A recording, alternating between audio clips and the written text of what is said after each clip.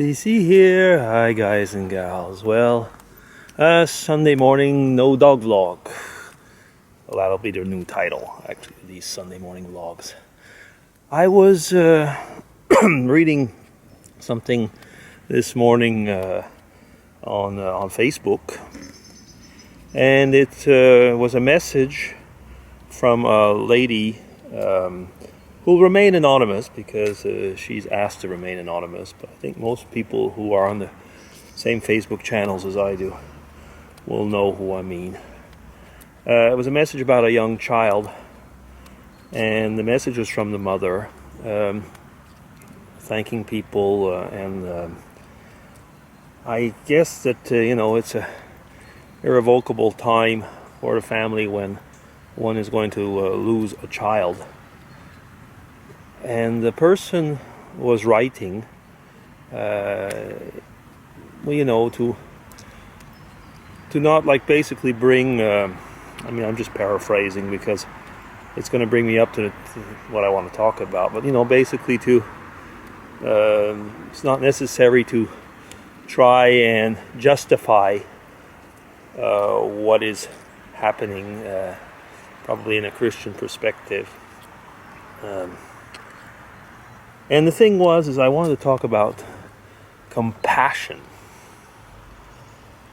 Have you often noticed that when something happens to someone, we do all tend to come with good words or words that will help, and very often they do. But us Christians, we tend to be I was going to say a mean bunch sometimes, but sometimes I think we use the wrong words sometimes. Because we try to forcibly find something, let's say in a Bible verse, or something that we even make up almost, thinking that it's something that's a Bible verse, to comfort the person. And very often what we end up doing is probably adding a layer of distress. Now, I think that, we have to agree that nobody does that to bring added distress. But the fact is that it probably, shows that how little, in a way, that we understand about grief. In a little ad I heard on the radio, on the internet the other day, was from Steve Brown. There was a story about a woman who had lost a child, and one of the little girl's best friends said to her mother, "I would like to go and visit Mrs. So-and-so." And she said, "Well, why?"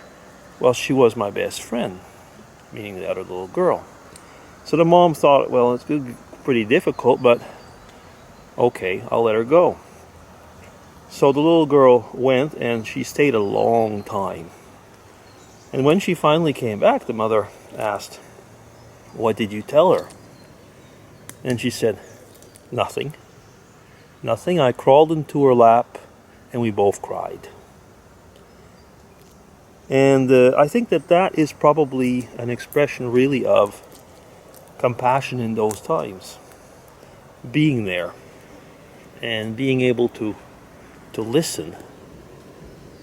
You know how it is. Most often, many of us, we're good at hearing things. We're not always very good at listening. I think that's one thing I have learned in life. I think I can say I'm a pretty good listener, although I hear a lot. But I think I am a pretty good listener. But the thing is to learn when to be quiet and not talk and just listen and just be there. Okay, I guess that's part of what I felt like talking about today, is that compassion sometimes doesn't mean, coming out with the word that one has to say. Compassion sometimes just means being there, and being there with your arms out, literally or virtually, to say that I care, I feel, I love you, but I know that there's nothing that I can say right now that is going to help that pain go away right for the moment. But if I'm there, my love will radiate into you.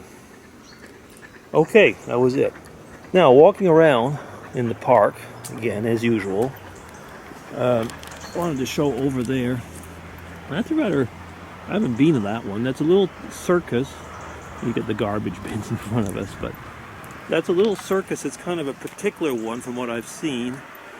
We can't see the ads which are over there, but it's something to do with, I think, Tibet or Oriental. I guess it's Tibet actually, and they are doing.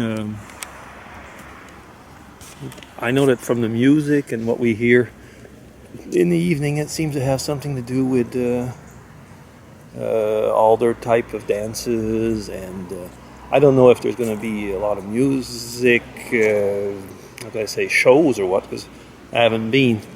But it's small, looks fun, but I never heard about it before. I don't know if they're getting much of a crowd actually, but they're here for quite a long time. So I guess they're just like going on numbers somehow. Excuse me. It's not a. I'm surprised because usually when there's the artists here, they have their campers and stuff around, but they don't seem to have much. Let me see. Do I see things over there? No, I don't. Well, anyway. So I guess that's about all I have to say, isn't it? I mean, sometimes one has to learn how to shut up. That's something that I don't seem to be able to do at the end of my vlogs, is it? Okay. DC's gonna sign off. I do have to learn how to shut up. Bye-bye.